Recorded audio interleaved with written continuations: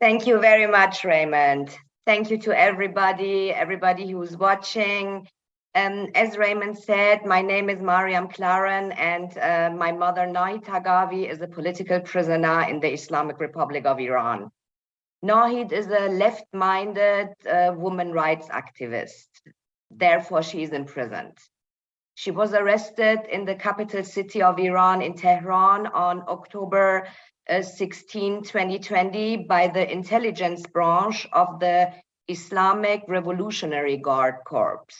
The Islamic Revolutionary Guard Corps are something like the deep state in the Islamic Republic of Iran, and they control most of the wings in Iran, like the military, like the police, like the intelligence forces, and they only report to the supreme leader. So they have no accountability anywhere. And they arrested her and they brought her to the notorious Evin prison. The Evin prison in Tehran is very famous for mass executions, for torture. That was one of the places where in the 80s, thousands of political prisoners were killed. And there they brought her to the isolation section called 2A, and she spent 194 days in solitary confinement. And when I say solitary confinement, it's really solitary confinement. The cells are very tiny. There is no bed in a cell. There is no pillow in a cell. The prisoners are monitored 24/7 by cameras. But every time they leave their cells for interrogation or something, they are blindfolded, so they don't see what's happening around them. And at this place where she was about almost 7 months in total, she was interrogated 80 times, 80 days in a row, in a total of 1,000 hours. And all the time without any legal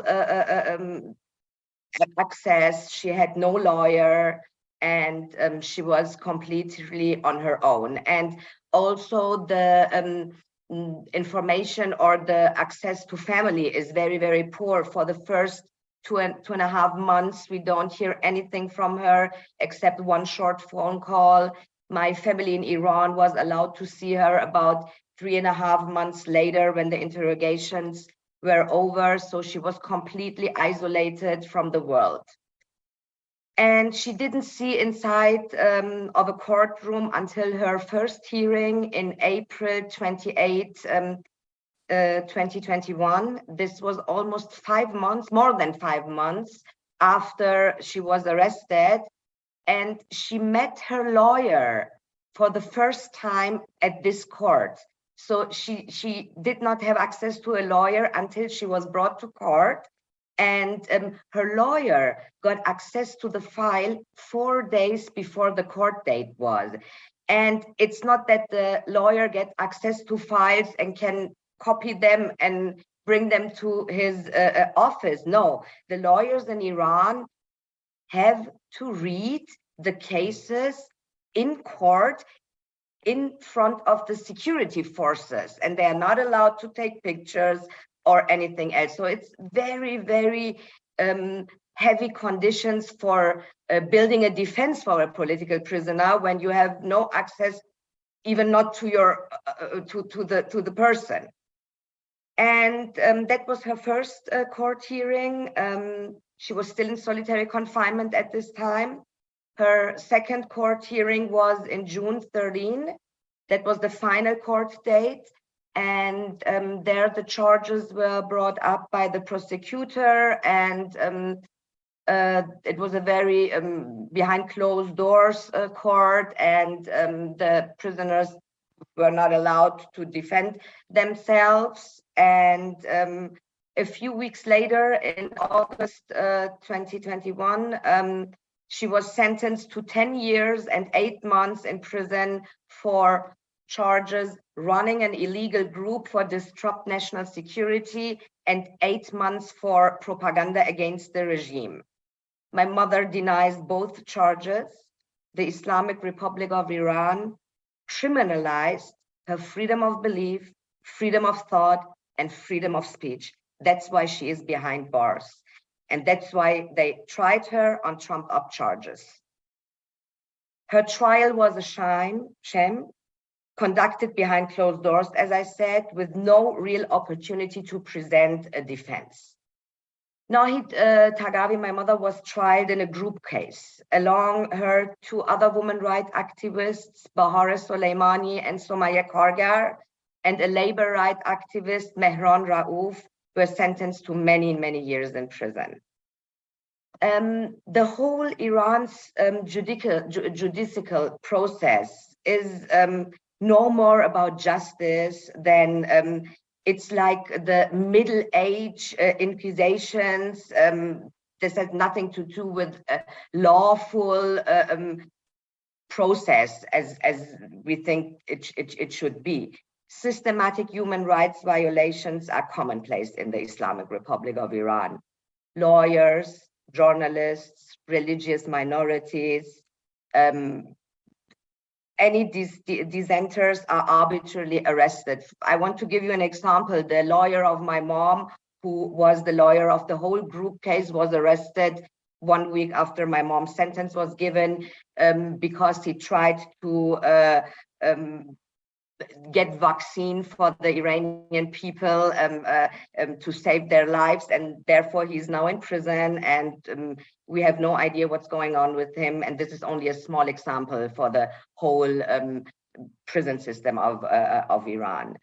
And as I said, the group was charged with propaganda against the state. This is an official charge in the Islamic Republic of Iran. It's honestly the most frequently charged in the Islamic Republic of Iran. And I want to translate you this charge. Propaganda against the state means thinking is forbidden and talking about your thoughts is a crime. The prisoner is presumed guilty before the trial. The only reason why they put them in solitary confinement is to break them, is to get fake confessions, is to get any evidence.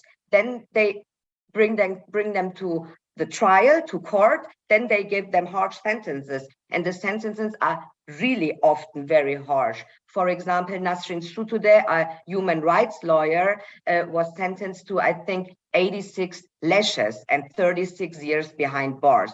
So lashes, flogging, isidoral, it's very commonplace in Iran to give sentences like in the Middle Age.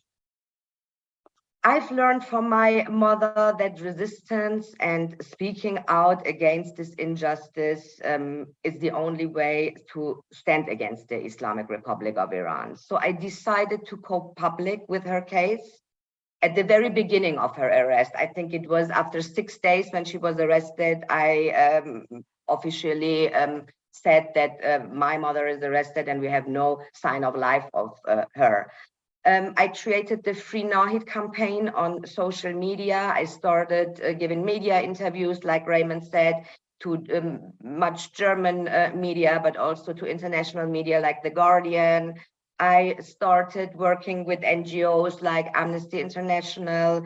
And most important part is to building networks with other families of other political prisoners to help each other. And so it came that 2 months after her arrest, she was still in solitary confinement. She was under interrogation. She was isolated from the whole world. This was, as I said, 2 months after her arrest. 200 people were standing in front of the Iranian embassy in Germany and were demanding for her freedom.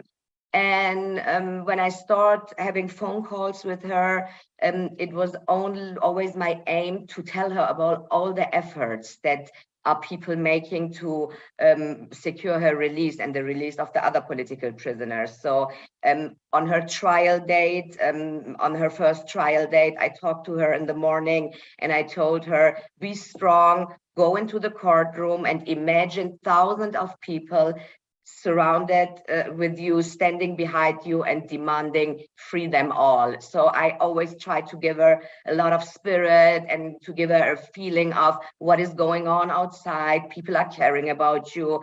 And this solidarity is so important to the prisoner.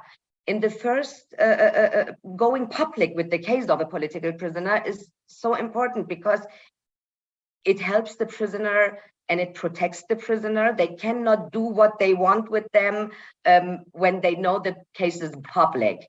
And it gives the prisoner a lot of spirit, and it's very important to always speak up against what is going on, what they are doing to the prisoner inside. And I really want to recommend to everybody to go public if they have such a case. Because the prisons in Iran are full of people like my mother, Nahid Taghavi.